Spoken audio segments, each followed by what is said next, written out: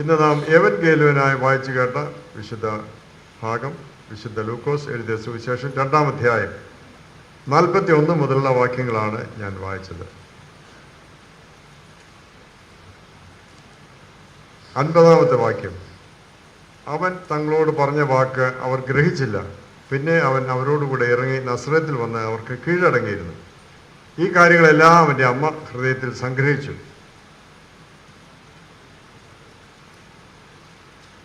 കൂടുമ്പോൾ ഇമ്പം. കുടുംബത്തെക്കുറിച്ച് നാം പറയുന്ന ഒരു പുതിയ വാക്കാണ് കൂടുമ്പോൾ ഇമ്പം. ഒരു അവധിക്കാലം കിട്ടുമ്പോൾ കുട്ടികളെല്ലാം വളരെ സന്തോഷത്തോടുകൂടെ വീട്ടിൽ ഓടി വരും. അമ്മ ഉണ്ടാക്കിയ ഒരു ഭക്ഷണം, അമ്മയുടെ കൂടെ ഒരു കിടപ്പ്, വീടിൻ്റെ സന്തോഷം മുഖരിതമാകുന്ന ഒരു സന്ദർഭമാണ്. ഏത് പ്രത്യേക അവസ്ഥ ഉണ്ടെങ്കിലും കുട്ടികൾ ഓടി വരും. കുടുംബം അവരെപ്പോഴും ആകർഷിക്കുന്ന ഒന്നാണ്. പ്രത്യേകിച്ച് അവരുടെ അമ്മയപ്പന്മാരുടെ ജീവിതകാലം എല്ലാവർക്കും അങ്ങനെയാണ്. വളർന്ന് വലുതായാൽ പോലും തങ്ങളുടെ അമ്മയപ്പന്മാർ വാർദ്ധക്യത്തിലെത്തിയാൽ പോലും കുടുംബം അവരെപ്പോഴും സ്വാഗതം ചെയ്യുന്ന സന്തോഷിപ്പിക്കുന്ന ഒരിടമാണ്. എന്നാൽ കുടുംബ ജീവിതത്തിൽ തകരാറ് ഈ കാലയളവിൽ വരുന്നു. എക്കാലത്തുമുണ്ട്, ഈ കാലത്ത് വർദ്ധിച്ചു വരുന്നു. രാത്രിയിൽ എൻ്റെ മകൻ വന്ന് കതകിന് മുട്ടുമ്പോൾ കഥ തുറക്കാൻ എനിക്ക് പേടിയാണ്. ഒരമ്മ പത്രത്തിൽ കുറിച്ചതാണ്. വീട്ടിൽ വരുന്ന കുട്ടികളെ ഭയത്തോടുകൂടെ കാണുന്ന മാതാപിതാക്കളുള്ളൊരു കാലം. I hate my mom. എൻ്റെ അമ്മയെ ഞാൻ ദ്വേഷിക്കുന്നു. മക്കളത് പറഞ്ഞു കേൾക്കുമ്പോൾ ദുഃഖവും വേദനയും പ്രയാസങ്ങളും വർദ്ധിച്ചു വരും. തകരുന്ന കുടുംബങ്ങൾ. നമ്മുടെ വീടുകളിലെ കല്യാണങ്ങളൊക്കെ വളരെ അതിക്ഷേമമായിട്ടാണ്. കഴിഞ്ഞ ദിവസം ഞാനൊരു കല്യാണത്തിൽ സംബന്ധിച്ചു. പാട്ടുകാരില്ല, വാദ്യഘോഷങ്ങളില്ല, വളരെ ശാന്തമായൊരു കല്യാണം. ഒത്തിരി നാളോട് കൂടിയാണ് അങ്ങനെ ഒരു നല്ല കല്യാണത്തിന് എനിക്ക് പങ്കെടുക്കാൻ സാധിച്ചു. ഒരു ബഹളവും ഇല്ല. എന്നാൽ മിക്ക കല്യാണങ്ങൾ വളരെ ബഹളമാണ്.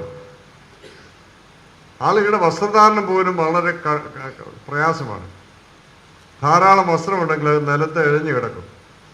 ദേഹത്തൊന്നും കാണുന്നില്ലാത്ത ദിവസം. എവിടെ പോയി നമ്മുടെ മക്കൾ? മാന്യമായ വസ്ത്രധാരണം എന്ന് പറയുന്നത് ഒരു ഒരു പഠനത്തിൻ്റെയും വിദ്യാഭ്യാസത്തിൻ്റെയും ലക്ഷണമാണ്. നമുക്കിതെല്ലാം നഷ്ടപ്പെടുന്നു. ആർഭാടം വർദ്ധിച്ച് വരുന്നു. ഇതിൻ്റെ ഇടയിൽ ഇതെല്ലാം തകർന്നു പോകുന്നു. കല്യാണം പൊട്ടിപ്പോയി എന്ന് പറഞ്ഞ് അറിയിക്കുന്ന ആളുകളുടെ സംഖ്യ കൂടി വരുന്നു. ഒരു കൊമ്മള പോലെ ഇതങ്ങ് തീർന്നു പൊട്ടിപ്പോകുന്ന ഒരു അനുഭവം. ഞാനൊരു കല്യാണത്തിൽ പങ്കെടുത്തു.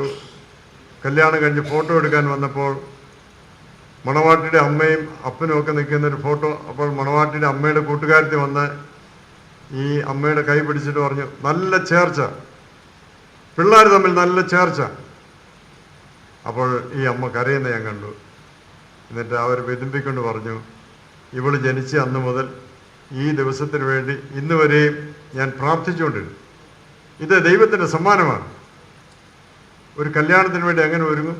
എത്ര നാൾ ഒരുങ്ങും? എത്ര നാൾ പ്രാർത്ഥിക്കും? ഒരുക്കമില്ലാത്ത ജീവിതക്രമം വർദ്ധിച്ചു വരും.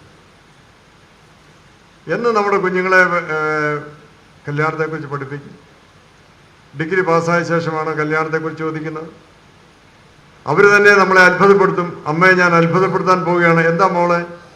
നാളെ എൻ്റെ കല്യാണമാണ്. പറഞ്ഞു കേൾക്കുമ്പോൾ ഇടിവെട്ടുന്ന പോലെ തോന്നാറില്ലേ?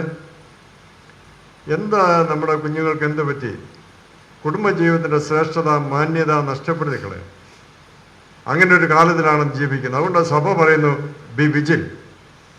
വളരെ സൂക്ഷ്മതയോടുകൂടെ ജീവിതം കൈകാര്യം ചെയ്യണം. ഒരു പളുങ്ക് പാത്രം പോലെയാണ് ജീവിതം.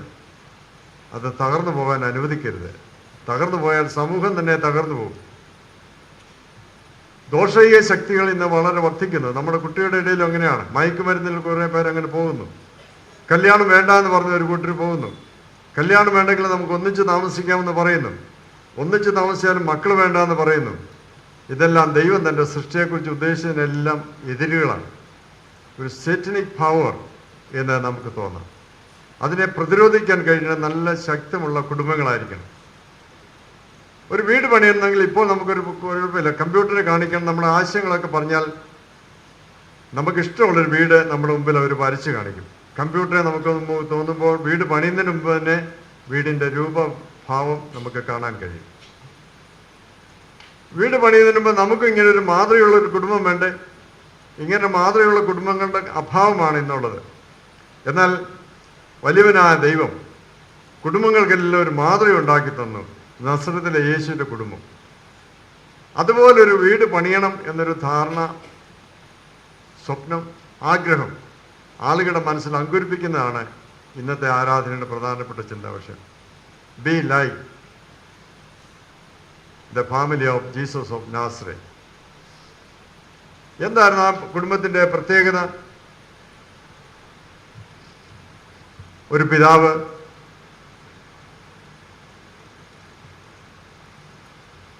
ദൈവത്തിൻ്റെ ഒരു കുടുംബം പുലർത്താൻ തക്കവണ്ണം തക്കതായ ഒരാളെ ദൈവം തന്നെ തിരഞ്ഞെടുത്താണ്.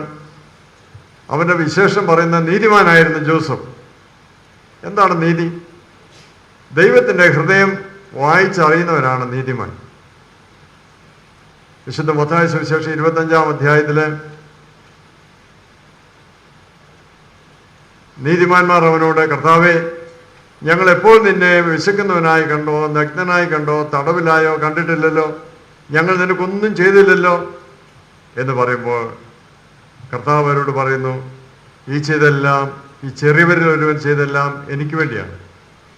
ദൈവം എന്താകുന്നു, ദൈവം ആരാകുന്നു, ദൈവത്തിൻ്റെ സ്വഭാവം എന്താകുന്നു എന്ന് വായിച്ചറിഞ്ഞവനാണ് നീതിമാൻ.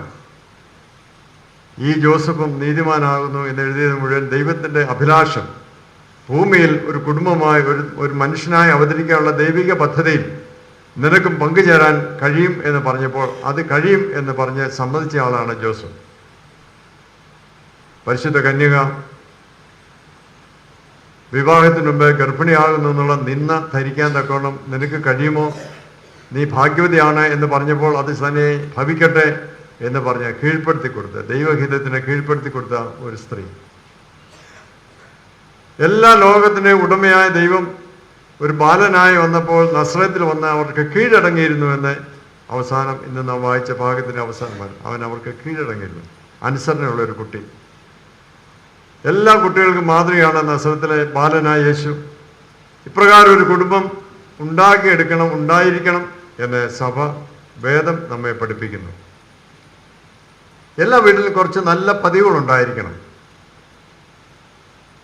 ഇവിടെ പറയുന്നു, അവർ പതിവ് പോലെ പെസഹ പെരുന്നാളിന് യെരുശലേമിലേക്ക് പോയി. നമ്മുടെ ക്രിസ്തോസിൻ തിരുമേനി ഒരു ദിവസം ഒരു വീട്ടിൽ താമസിക്കാൻ ചെന്നു. രാത്രി അവിടെ കിടന്നു. നേരം വെളുത്തൊരു 5 മണിയായപ്പോൾ തിരുമേനിയുടെ കതകിനൊരു മുട്ട്. എഴുന്നേക്ക് പ്രാർത്ഥിക്കാൻ സമയമായി. തിരുമേനി കഥ നോക്കിയപ്പോൾ 10 വയസ്സുകാരൻ ഒരുത്തൻ മുമ്പ് നിൽക്കുന്നു. അപ്പോൾ അവൻ പറഞ്ഞു, പ്രാർത്ഥിക്കാൻ സമയമായി, വരിക എന്ന് പറഞ്ഞു. അപ്പോൾ തിരുമേനി ചെന്ന് അവിടെ ചെന്നപ്പോൾ ആ കുടുംബക്കാരെല്ലാവരും അവിടെ ഇരിപ്പുണ്ട്. എല്ലാവരും നേരത്തെ തഴപ്പായലിരിക്കുന്നു. തിരുമേനി ഒരു കസേരയിലിരുന്നു. പ്രാർത്ഥനയൊക്കെ കഴിഞ്ഞപ്പോൾ തിരുമേനിക്ക് വലിയ സന്തോഷം തോന്നി. 10 വയസ്സുകാരനെ അടുത്ത് വിളിച്ചിട്ട് തിരുമേനി പറഞ്ഞു, കൊള്ളാം മിടുക്കൻ, നീ എന്നെയും പ്രാർത്ഥിക്കാൻ വിളിച്ചല്ലോ, സന്തോഷം. അപ്പോൾ ആ കുട്ടിയുടെ അപ്പൻ പറഞ്ഞു, എൻ്റെ തിരുമേനി, ഇവൻ പ്രാർത്ഥിക്കാൻ വേണ്ടി ഒന്നുമല്ല, മാങ്ങ പൊറുക്കാൻ പോകുന്നതിന് വേണ്ടിയാണ് വിളിച്ചത്. ഈ വീട്ടിലൊരു പരിപാടിയുണ്ട്, എന്ത് ജോലി ചെയ്യണേലും പ്രാർത്ഥന കഴിഞ്ഞിട്ടേ പറ്റുള്ളൂ. ഇതാണ് ഇവിടുത്തെ പതിവ്. ഇതാണ് അവൻ ചെയ്തത്. 20 വർഷം കഴിഞ്ഞ തിരുമേനി ബോംബെ സാന്റക്രൂസ് എയർപോർട്ടിലിരിക്കുമ്പോൾ സുമുഖനായ ഒരു യൗവനക്കാരൻ വന്ന് കൈമുത്തി. തിരുമേനി എന്നെ അറിയുമോ എന്ന് ഇവൻ ചോദിക്കുന്നു. സ്വതസിദ്ധമായ രീതിയിൽ തിരുമേനി പറഞ്ഞു, പിന്നെ എനിക്ക് നിന്നെ അറിയാം, നീ മാരാമൺ കൺവെൻഷൻ വന്നതല്ലേ? അവൻ പറഞ്ഞു, മാരാമൺ വന്നതൊന്നുമല്ല, തിരുമേനി എൻ്റെ വീട്ടിൽ വന്നതാണ്. 20 വർഷം മുമ്പ് ഞാനാണ് തിരുമേനിയെ ഉണർത്തിയത്. അപ്പോൾ തിരുമേനിക്ക് സന്തോഷമായി.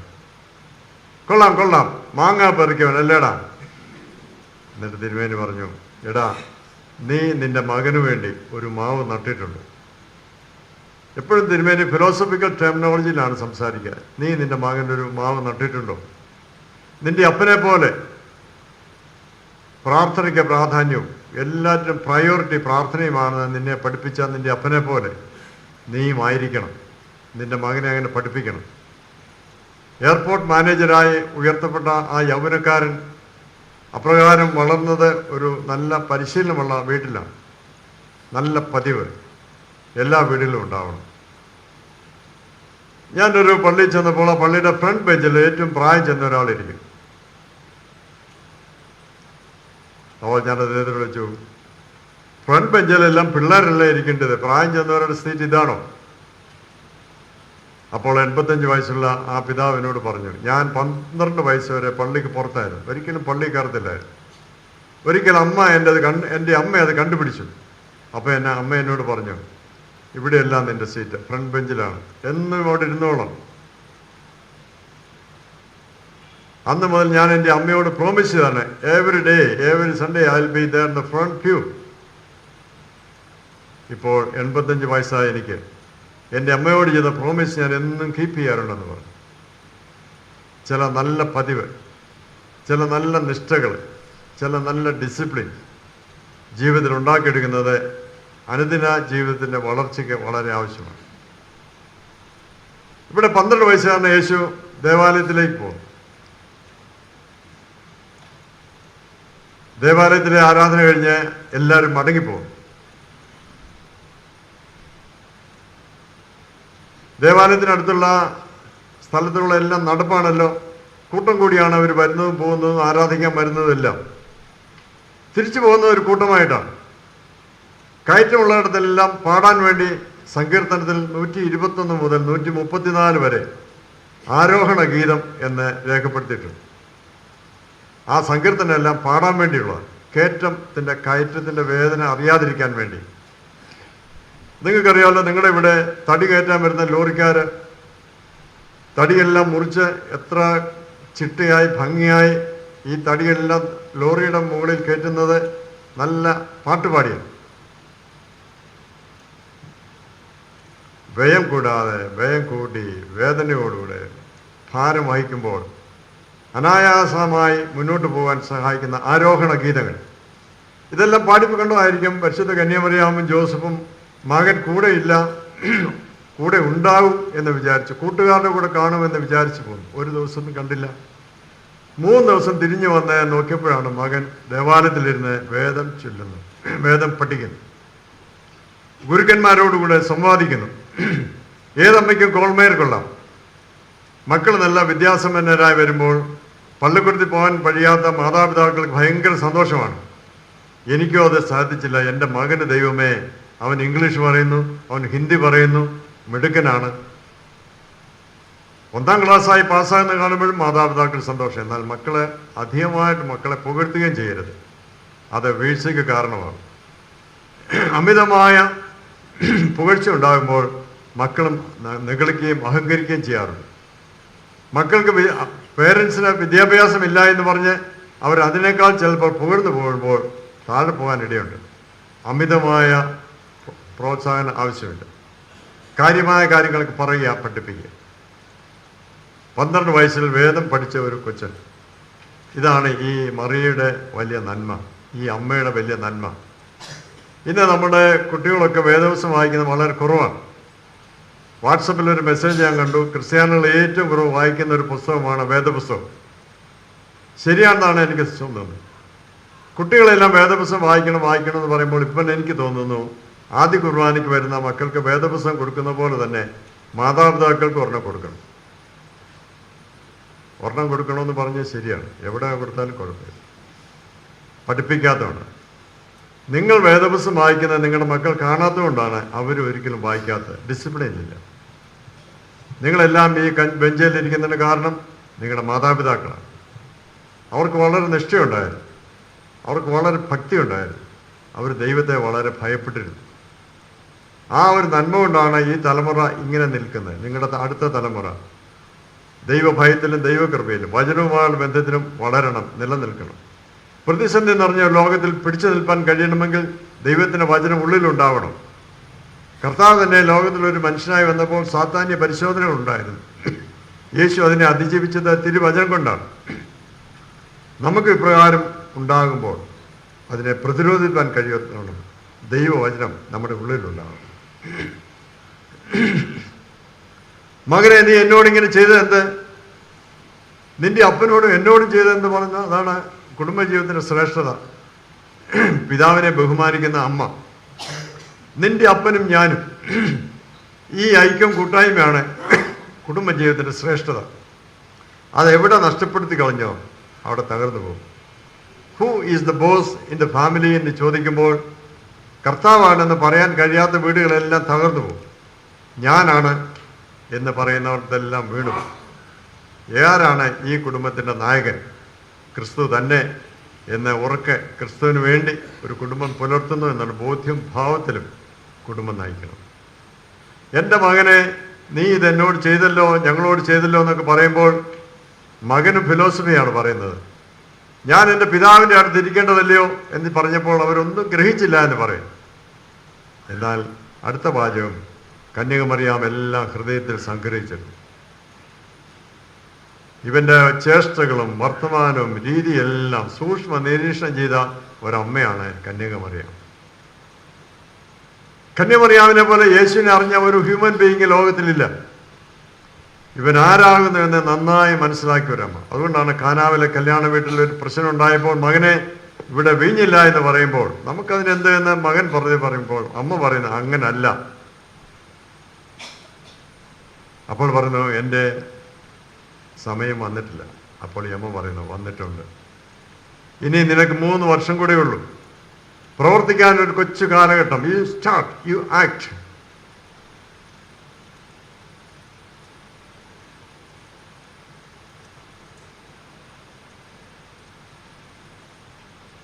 മക്കളെ ക്രൂശലേറ്റാനും തോൽക്കാൻ പഠിപ്പിക്കാനും മാതാപിതാക്കൾക്ക് കഴിയണം.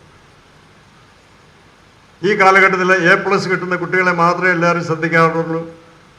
എല്ലാവർക്കും A+ കൊടുക്കാൻ സർക്കാർ പറയുന്നു. എന്നാലും അതിനിടെ തോക്കുന്നവന്മാരുണ്ട്. ഇവരെ ആരും കൈകാര്യം ചെയ്യും? 98 മാർക്ക് കിട്ടിയാലും ബാക്കി 2 എവിടെയെന്ന് ചോദിക്കുന്ന മാതാപിതാക്കൾ. ഈ മക്കൾക്ക് വട്ടുപിടിക്കാതിരിക്കുന്ന ദൈവത്തിൻ്റെ കാരുണ്യം. ബഹുമാന്യന ഉമ്മൻചാണ്ടി മക്കളെ 3 പേരെയും വിളിച്ചിട്ട് പറയും 60% മാർക്ക് മേടിച്ചാൽ മതി. അത് ഫസ്റ്റ് ക്ലാസ്സിൻ്റെ മാർക്കാണ്. ബാക്കി 40 മറ്റു മനുഷ്യർ, കഷ്ടം അനുഭവിക്കുന്നവർ, ദുരിതം അനുഭവിക്കുന്നവർ, നാട്, ദേശം, ഇതൊക്കെ പഠിക്കണം. ബാക്കി 40 മാർക്ക് അതിനുവേണ്ടിയുള്ളതാണ്. ഇന്ന് നമ്മുടെ മക്കൾക്ക് കമ്പ്യൂട്ടറും മൊബൈൽ ഫോണും അല്ലാതെ വേറൊന്നും അറിയാൻ മേല. തന്തയും തള്ളയും അറിയാവുന്നല്ലാതെ ബാക്കി ആരും അറിയാൻ മേല. ആരെയും അറിയണമെന്ന് അവർക്ക് താല്പര്യമില്ല. ഞങ്ങൾ മാത്രം ഈ ലോകത്തിൽ ജീവിക്കുന്ന ഒരു ഭാവത്തിൽ അവർ ജീവിക്കുന്നു. അതാണ് വിദ്യാഭ്യാസത്തിൻ്റെ ഏറ്റവും ശോഷണീയമായ അവസ്ഥ. വിദ്യാഭ്യാസം എല്ലാം കണ്ടും കേട്ടും മനസ്സിലാക്കി ഉൾക്കൊണ്ട് നന്നായി വളരുന്ന ഒരനുഭവം.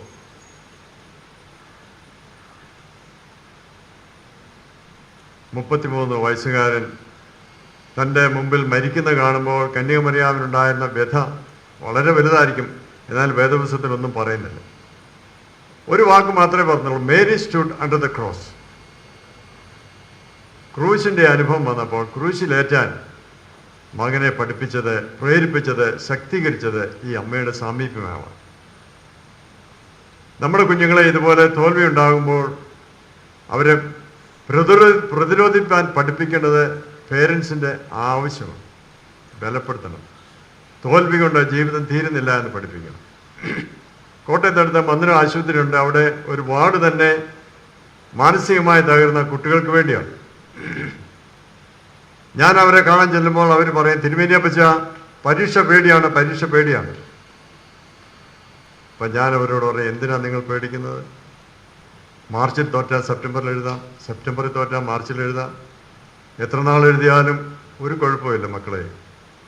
നിങ്ങൾ ഒരിക്കൽ തോറ്റത് കൊണ്ട് ലോകം അവസാനിക്കുമ്പോൾ പിടിച്ചു നിൽക്കുക.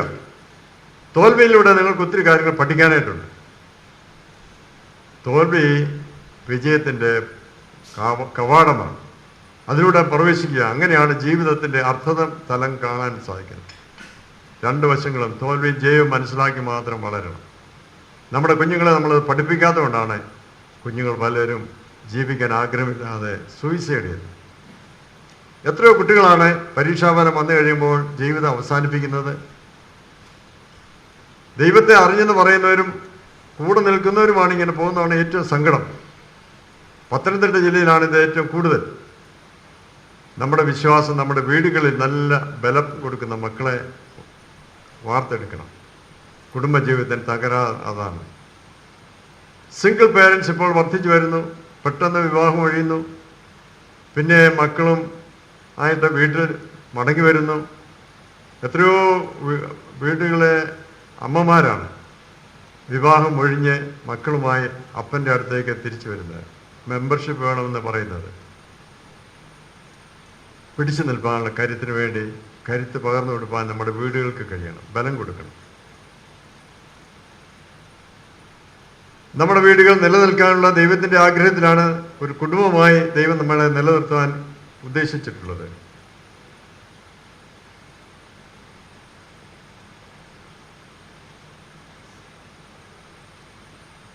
പ്രാർത്ഥിക്കുന്ന കുടുംബം, വചനം പഠിക്കുന്ന കുടുംബം, ആരാധിക്കുന്ന കുടുംബം, സമൂഹത്തെ അറിയുന്ന ഒരു കുടുംബം, ഇങ്ങനെ നമ്മുടെ കുടുംബം യഥാസ്ഥാനപ്പെടുമ്പോഴാണ് സ്വർഗതുല്യമാണ് കുടുംബം.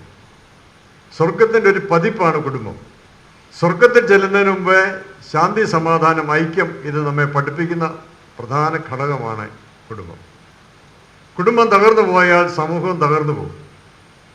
പാശ്ചാത്യ നാടുകളൊക്കെ നോക്കുക, കുടുംബങ്ങളെല്ലാം തകർന്നു പോയി. കുടുംബ ബന്ധങ്ങൾ തകർന്നു പോയി. രാജ്യവും രാഷ്ട്രങ്ങളും തകർന്നു പോകുന്നു. എല്ലാ രീതിയിലും ആത്മീയമായും സാമ്പത്തികമായും പാശ്ചാത്യ നാടുകൾക്കെല്ലാം തകർച്ചയാണ്. നമ്മുടെ നാട്ടിൽ അതുണ്ടാവാം, വർദ്ധിച്ചു വരാം. അതിനെ പ്രതിരോധിക്കേണ്ടത് ശക്തിയുള്ള കുടുംബങ്ങളാണ്. എനിക്കിന്ന് നിങ്ങളോട് പറയാനുള്ളത്, നിങ്ങളുടെ വീടുകളെല്ലാം കുടുംബ പ്രാർത്ഥന ഉണ്ടാവണം, നിശ്ചയമായും നടത്തിയിരിക്കണം. അപ്പനും അമ്മയും മക്കളും ചേർന്ന് ഒന്നിച്ച് പ്രാർത്ഥിക്കണം. കുട്ടികളെല്ലാം വേദപുസ്തകമായിട്ട് വരാൻ പറയണം. വേദം പഠിപ്പിക്കണം. അതിൻ്റെ സാരം സത്യമാകുന്നതെന്ന് ഗ്രഹിപ്പിക്കണം. ബലമുള്ള മക്കളെ പ്രസവിക്കണം. അങ്ങനെ ഈ സഭ നിലനിൽക്കാൻ തക്കണം, ഈ വിശ്വാസം സ്ഥിരമായിരിക്കാൻ തക്കണം കഴിയണം. ക്രൂശിൻ്റെ അനുഭവങ്ങൾ നാട്ടിൽ വർദ്ധിച്ചു വരികയാണ്. മതപീഡനം വളരെ കൂടി വരുന്ന ദിവസങ്ങളിൽ യേശു തന്നെ കർത്താവ്, ദൈവം, രക്ഷകൻ എന്ന് പറയാൻ തക്കണം കുട്ടികളെ നന്നായി പഠിപ്പിക്കണം. അങ്ങനെ ദൈവകൃപയേറെ അനുഭവിച്ച് തകർന്നു പോകാത്ത കുടുംബങ്ങൾ പണിയാൻ ദൈവമേ സഹായിക്കണമെന്ന് പ്രാർത്ഥിക്കുന്നു. വീട് പണിയുന്ന രണ്ടുപേരെ വേദപുസ്തകം നമ്മെ പഠിപ്പിക്കുന്നു. വിശുദ്ധ മത്തായി സുവിശേഷം 7-ാം അധ്യായം 24 മുതലുള്ള വാക്യം. രണ്ടുപേർക്കും പരിസ്ഥിതികൾ ഒരുപോലെയാണ്. പേമാരി, വെള്ളപ്പൊക്കം, കൊടുങ്കാറ്റ്. എന്നാൽ പാറമേൽ പണിത വീട് സ്ഥിരമായിരിക്കും. നമ്മുടെ വീടും സ്ഥിരമായിരിക്കണം. തലമുറകളെ സൃഷ്ടിക്കണം. തലമുറകളെ കൊടുക്കുന്ന ഇടങ്ങളായിട്ട് തീരണം. പ്രാർത്ഥന അതിനകത്ത് അവിഭാജ്യമായ ഒരു ഘടകമാണ്. തിരുവചനം മാറ്റപ്പെടാത്ത ഒരു ശൈലിയും ശക്തിയുമാണ്. വിശുദ്ധ കുർബാനയുള്ള പങ്കാളിത്തം അതേറെ നമുക്ക് ശക്തിയും ഓജസ്സും പ്രദാനം ചെയ്യും. ഇങ്ങനെ തകർന്നു പോകാത്ത കുടുംബം പണിയാനാണ് ദൈവം നമ്മെക്കുറിച്ച് ആഗ്രഹിക്കുന്നത്. തകർന്നു പോയവരെക്കുറിച്ച് ഒരു ഭാരവും സങ്കടവും നമുക്കുണ്ടാവണം. അങ്ങനെ ദൈവകൃപ ഏറെ അനുഭവിപ്പാൻ ദൈവമേ ഞങ്ങളുടെ കുടുംബം മൂലം സഹായിക്കണം. ദൈവമേ ഞങ്ങളുടെ മാതാപിതാക്കൾക്ക് വേണ്ടി സ്തോത്രം, ഞങ്ങളുടെ മക്കൾക്ക് വേണ്ടി സ്തോത്രം. ദൈവത്തെ അറിഞ്ഞ കുടുംബമായി, സാക്ഷ്യമുള്ള കുടുംബമായി നിലനിൽപ്പാൻ ഞങ്ങളെ സഹായിക്കണമേ എന്ന് നമുക്ക് പ്രാർത്ഥിക്കാം.